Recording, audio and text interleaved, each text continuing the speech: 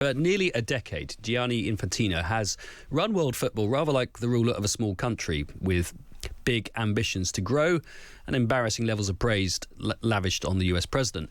The desire to curry favour might have had something to do with his grand plan to sell off stakes in FIFA's crown jewels, including the World Cup, to private investors. Such efforts collapse spectacularly this week. UEFA is threatening legal action. The Football Association of Wales confirmed that it no longer supports Infantino's re-election as FIFA president, and it's expected that England's FA will follow suit. And tonight, there's news of the civil war escalating. UEFA, CONCACAF and the Asian Football Confederation are reportedly plotting to force Infantino out, with plans to boycott FIFA governance and even launch rival international competitions if he refuses to step down. Let's put VAR on this week and speak to Ken Bensinger, journalist and author of Red Card: How the US Blew the Whistle of the World's Biggest Sports Scandal. Hi, good evening to you, Ken. Good evening. How are you? I'm very well. Thanks very much for joining us. Is Infantino a dead man walking now in this role? It's hard to say. I mean, UEFA is extremely powerful and clearly wants him out, or increasing number of members of UEFA want him out. But he still has a big, strong backing from a number of countries in the Gulf region, in the Middle East, and Africa is a big bloc that seems prepared to throw support behind him. So I think we're going to see a real test of the soundness of all of FIFA to determine whether he can stay or not. He's shown no indication he's willing to leave, and has been making it very clear he wants to stay in the job. So I see this could be a major fight over whether he gets to stay or not. And frankly, I think it could threaten the entire institution. Well, yeah, and because in a sense that news tonight that these UEFA and these other groups are sort of talking about even possibly launching rival international competitions, even if he has certain numbers of votes from certain parts of the world, if you've just got this sort of dual operation happening alongside that, then the whole thing becomes something of a farce, and it just doesn't exist as it did before.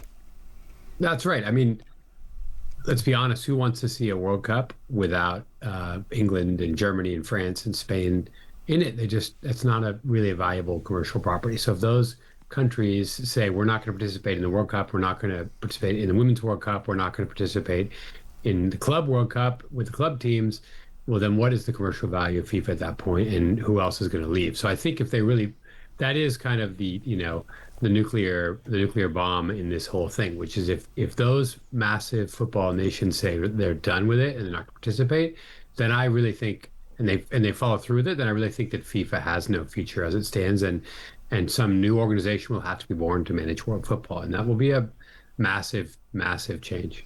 Let's go back a bit to this early in the week when it was reported, these plans and his efforts to get this sort of commercial plan off the ground. What does it say about the confidence in he felt in his position that he was able to push ahead with this commercial plan to sell off the bits of the World Cup? Did he feel somewhat untouchable in the role?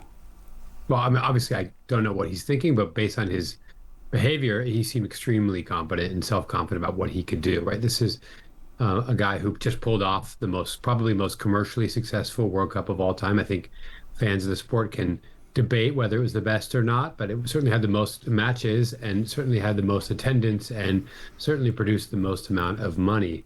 And I think that gave him a tremendous amount of confidence, on top of the fact that he had this kind of unusually strong relationship with the president of the US, Donald Trump, and who seemed to provide him really a special relationship and gave him things he wanted, made his time running the World Cup here easier. In exchange, he gave Trump things. And I think there seemed to be an expectation on his part that by doing favors for Trump and getting good with Trump, he could also sort of pull off this giant commercial scheme, essentially, that no one anticipated, and that he seemed to have shared with no one, including his peers at FIFA. So to me, that speaks of a very highly confident guy who thinks he can pull off the greatest, one of the greatest tricks in the history of the game. Yeah, because the people involved in the sort of arrangement of this plan included people close to Donald Trump.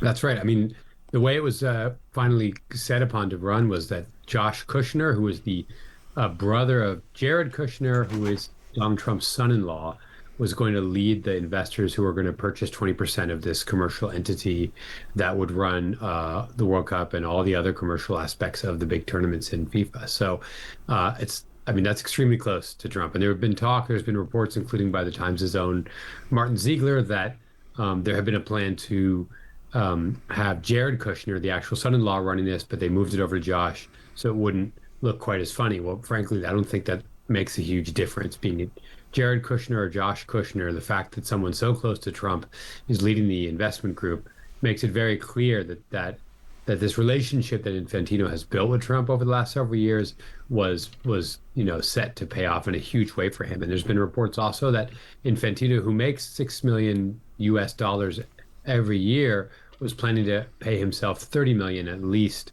in the position as a chairman of this new commercial entity. So clearly he saw this as just a golden opportunity for himself to leverage whatever relationships he has and success he's had into something far grander. Yeah, I mean, the clues about the closeness to FIFA as an organisation, the governance of it, the rules of the game, and, if you like, governments of other countries, we saw the clues of that even in the actual tournament of the World Cup, where, obviously he had that call from Trump about the red card over the player. We've had, I think Ronaldo was brought back or allowed, there was a suspension released to allow him to play. It's not exactly been, to some extent, all this coziness is hiding in plain sight.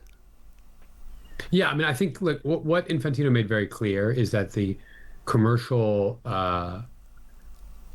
commercial success of the World Cup and of the sport in general were more important than the integrity of the sport, right? And we saw that with, as you mentioned, basically erasing a red card against a U.S. player, Falarin Balogun, who was given a red and should have missed the next match, but basically because Trump asked him to, Infantino waved a magic wand and made the suspension go away, something that's unprecedented in the history of the game. And as you mentioned, Cristiano Ronaldo from Portugal was supposed to have a 2-game suspension for a red card he received in qualifying, and that was waved away also, with less fanfare, but a rather important decision, and clearly one that had an eye to the commercial value of Ronaldo as one of the world's biggest stars. Beyond that, we saw Infantino give Trump a made-up prize, the FIFA Peace Prize, something that had never existed before, that seemed designed only to sort of be a salve to Trump's ego because he didn't win the Nobel Prize. So what we see is an organization that began to mold itself around political power and access to it and doing favors for powerful people. And now we see what the payoff was. The payoff was supposed to be to get this commercial entity going that would make Infantino very rich, would keep him controlling really the crown jewels of football for time immemorial, for who knows how long, and to also cut out all the 211 nations of FIFA, all the member nations, ultimately cut them out from the future governance of the most important commercial aspects of the sport forever. You could sort of imagine where that would play out. We saw in this World Cup the hydration breaks. That's a new thing that were mandatory no matter what the conditions were.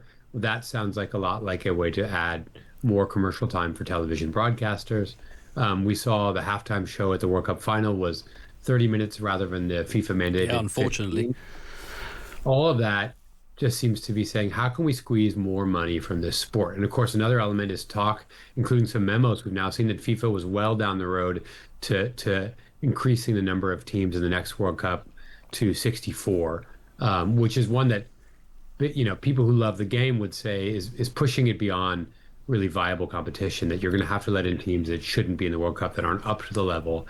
But why would you do that? Well, because that's another way to squeeze even more money out of the sport, add, I think, 24 more matches to the next tournament, and just simply turn it into a cash cow. There's even been talks we've heard in the past that Infantino discussed or thought about moving the World Cup to every 2 years, which would just seem to be an attempt to generate even more money, and probably an attack on the Euros and the Copa America in a way to eliminate those as competitors to the World Cup. So it's really like a very aggressive business strategy that seems to put sporting considerations to the side. And Ken, if he is forced out, if Infantino is made to go, would a new FIFA president lead to a new culture in FIFA? I mean, there is a pattern to this. It's not like Sepp Blatter was a paradigm of innocence. That's right. And before him, frankly, João Havelange from Brazil was also not a paradigm of innocence. History has been kinder to him than perhaps he deserves, because he really ushered in the era of corruption within FIFA, one that Blatter elevated. And now I think Infantino has kind of taken to a new level that's fitting for this era, which is, you might term it, corruption in broad daylight, right? Whereas in the past, we imagine envelopes full of cash being handed to people in hotel rooms, that sort of thing. Now it's just right there in your face with prospectuses and deal decks and attempts to get public or sort of large private equity investments in these things. So that's how it works now. And to your question, I think it very much depends. In my experience, having watched FIFA for a long time, the organization has serious governance problems because it doesn't have oversight. It doesn't have any body outside of it that will tell it what to do. It's organized as a nonprofit in Switzerland. Switzerland has shown almost no willingness to discipline FIFA or to provide any oversight whatsoever. And so really the only thing we've ever seen in the last 20, 30 years in terms of actual governance of FIFA came through the U.S. Justice Department, which did its big investigation of corruption in FIFA and rooted out quite a bit of corruption. It showed a lot of light on that issue. But of course, the big irony there is that were it not for that investigation, Infantino would never be president of FIFA. That is to say, an attempt to clean up FIFA actually made it possible for him to take the job he's now in. And I think the concern is that without a fundamental change to governance and without a fundamental reimagining of the way that FIFA is run, the next president is going to be facing the same temptations or more than the prior one. Then that you'll just end up with sort of the same problem with a different face going forward. Yeah, we won't hold our breath. Ken Bensinger, thanks very much for your time. Grateful to it. My pleasure. Thank you.